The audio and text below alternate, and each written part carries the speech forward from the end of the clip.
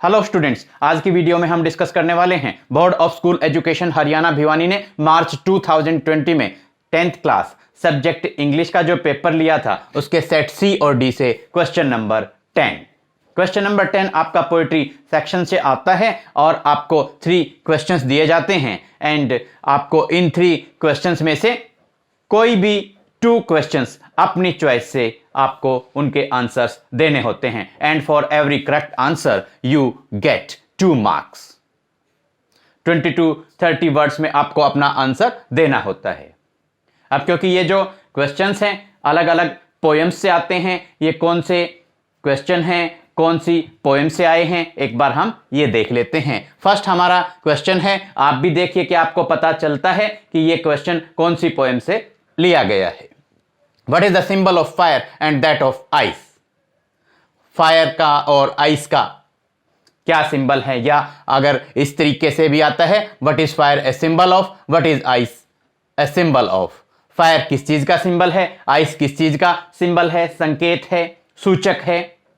तो आपका आंसर होगा fire is a symbol of heat of desires and ice is a symbol of hatred. Fire जो है वो सूचक होती है, आग किस चीज की सूचक है, किस चीज को दर्शा रही है। इस पोएम में fire is a symbol of heat of desires, इच्छाओं की आग को फायर दर्शा रही है and ice is a symbol of hatred, hate नफरत, और जो बर्फ है वो नफरत को दर्शा रही है, नफरत की सूचक है। सेकंड, तो अब आप ये बताइए, ये हमारी पोएम है fire and ice. Fire and ice ये पोएम लिखी किसने है, रॉबर्ट फ्रॉस्ट ने। नेक्स्ट हमारा क्वेश्चन है, how does the tiger behave in its natural habitat that is jungle. जो नेचुरल हैबिटेट होता है, जो सही मायने में एक टाइगर का असली आप कह सकते हैं निवास स्थान होता है, जंगल होता है, वहां पर टाइगर कैसे बिहेव करता है। क्वेश्चन में डज आया था और वर्ब की फर्स्ट फॉर्म बिहेव आई थी। तो ऐसे क्वेश्चंस में आप जब आप शुरुआत करते हैं तो आप लिख सकते हैं the tiger behaves, the tiger behaves, ऐसा आप लिख सकते हैं। इन इट्स नेचुरल हैबिटेट, अपने प्राकृतिक निवास स्थान में, अपने रहने के प्राकृतिक स्थान में, नेचुरल हैबिटेट में। और टाइगर का जो नेचुरल हैबिटेट है वो है जंगल।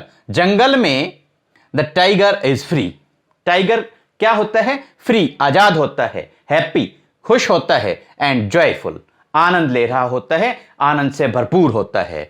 इन its natural habitat that is jungle the tiger is free, happy and joyful. He walks through the long grass, ये जो टाइगर है वो लंबी लंबी घास में से होकर चलता है एंड हंट्स, और शिकार करता है द डियर, हिरण का, that pass near the water hole, जो पानी के स्रोत से, पानी के स्रोत पर पानी पीने आता है, उस हिरण का लंबी घास में से चलकर वहां छुपकर यह टाइगर हिरण का, डियर का शिकार करता है। He walks through the long grass and hunts the deer that pass near the water hole. अब देखिए, आपका ये जो क्वेश्चन पूछा गया था ये है a tiger in the zoo, written by Leslie Norris. A tiger in the zoo written by Leslie Norris. Third आपका क्वेश्चन है, how can one tell or recognise the leopard. आप लेपर्ड को कैसे पहचान सकते हैं, लेपर्ड की आप पहचान कैसे कर सकते हैं। ये आपकी पोएम है how to tell wild animals, how to tell wild animals, written by Carolyn Wells. देखिए, आप लेपर्ड को कैसे पहचान सकते हैं, लेपर्ड, तेंदुआ, तेंदुआ को आप कैसे पहचान सकते हैं, we can recognise the leopard by seeing the spots on his skin. हम लेपर्ड की स्किन के ऊपर स्पॉट्स, धब्बे या चकते देखकर उसकी पहचान कर सकते हैं। We can recognise the leopard by seeing the spots on his skin.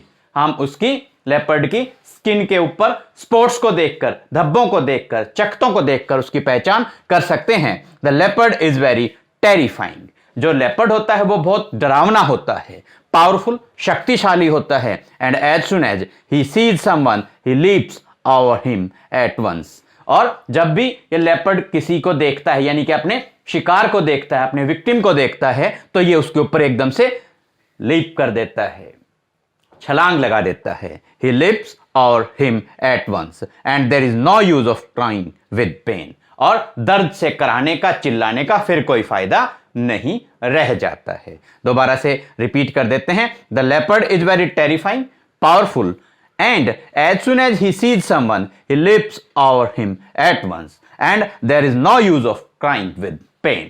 Full stop. ये आपका आंसर हो जाता है। अब हम देखिए नेक्स्ट अपना क्वेश्चन करते हैं। What is Dust of Snow? What's the name of the poem? Dust of Snow, written by Robert Frost. Dust of Snow, Robert Frost. What is Dust of Snow? Dust of Snow क्या होती है? Dust of Snow means particles of snow. Snow के, बर्फ के जो particles होते हैं, कण होते हैं, उनको डस्ट ऑफ स्नो इस पोएम में कहा गया है। अब ये क्वेश्चन जो पूछा गया था इसका सेकंड पार्ट है। और क्या पूछा गया है इसी क्वेश्चन के अंदर?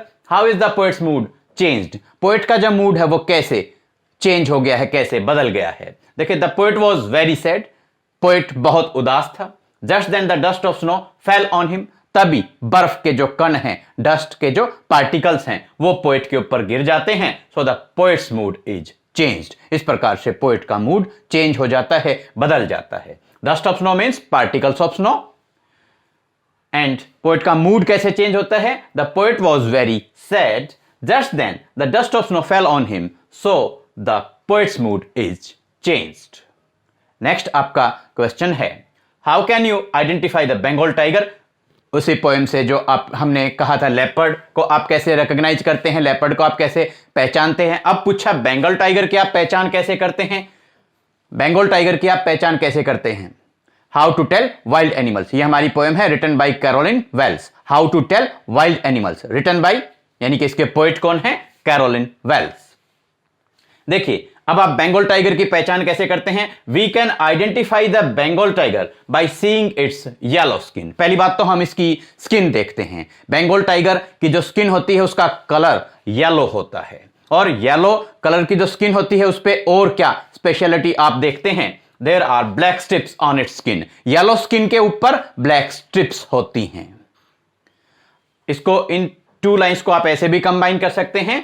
We can identify the Bengal tiger by seeing the black strips on its yellow skin. और भी आपका आंसर जो है शॉर्ट हो जाता है, छोटा हो जाता है। दोबारा से बता देते हैं, we can identify the Bengal tiger by seeing the black strips on its yellow skin. फिर आप फुल स्टॉप लगा देंगे। उसके बाद आपका आंसर है, the Bengal tiger roams. Roams means wanders, घूमता है। बंगाल टाइगर घूमता है इन द फॉरेस्ट। ये बंगाल टाइगर जो है वो फॉरेस्ट में, जंगल में घूमता है। लुक्स नोबल, बड़ा नोबल ये दिखाई देता है। आप एक किस्म से कहें, नोबल मीन्स जेंटल। ये देखने में काफी जेंटल नजर आता है जब ये फॉरेस्ट में घूमता है। As soon as he notices someone he tries to eat him. जब भी कभी इसको कोई अपना विक्टिम दिखाई देता है, इसको अपना शिकार दिखाई देता है, तो इसको एज सुन एज, जैसे ही नोटिसेस समवन, ये किसी को नोटिस करता है, किसी को देखता है, he tries to eat him, ये उसको खाने की कोशिश करता है। हमारा नेक्स्ट क्वेश्चन आता है, why does not the poet offer to give money or buy another ball for the boy who has lost his ball. देखिए, एक लड़का है, the ball poem, written by John Berryman. John Berryman जो poet हैं, उन्होंने the ball poem ये लिखी है। तो इस पोएम के अंदर जब बच्चे की गेंद गुम हो जाती है, तो जो पोएट हैं, he doesn't offer to give money or buy another ball. जैसे बच्चा रोता है तो उसको कोई भी, जो बड़े हैं वो कह देते हैं कि आपको पैसे दे देंगे या आपको जो है नई बॉल दिलवा देंगे, लेकिन पोएट ने ऐसा नहीं कहा। क्यों नहीं कहा, यह आपसे क्वेश्चन पूछा गया है। आपका आंसर क्या बनता है? The poet wants that the boy must learn the sense of loss. कवि चाहते हैं, पोएट चाहते हैं कि बच्चा हानि की भावना को समझे। सेंस ऑफ लॉस, हानि की भावना को बच्चा समझ जाए, ऐसा पोएट चाहते हैं। He says that money is external. Poet कहते हैं कि पैसा है, जो मनी होती है वो एक्सटर्नल होती है, वो बाह्य होती है। पैसा बाह्य वस्तु है। Money cannot compensate the sense of loss. Compensate, क्षतिपूर्ति करना, सेंस ऑफ लॉस। और ये जो हानि की जो भावना है, यानी कि अगर आप सही मायने में सीधे साधे शब्दों में कहें तो हानि की क्षतिपूर्ति पैसे से नहीं की जा सकती थी, पैसे से हानि की क्षतिपूर्ति नहीं की जा सकती। So the poet doesn't offer to give money or buy another ball for the boy who has lost his ball. इसलिए पोएट उस लड़के को ना तो जिसकी गेंद गुम हो गई है उसको ना तो पैसे देने की बात कहता है, ना ही उसको दूसरी गेंद दिलाने की बात कहता है। क्यों नहीं कहते हैं poet? The poet wants that the boy must learn the sense of loss. क्योंकि पोएट चाहते हैं कि बच्चा जो हानि है या हानि का जो सिद्धांत है, हानि की जो भावना है, उसको अच्छे तरीके से समझ ले।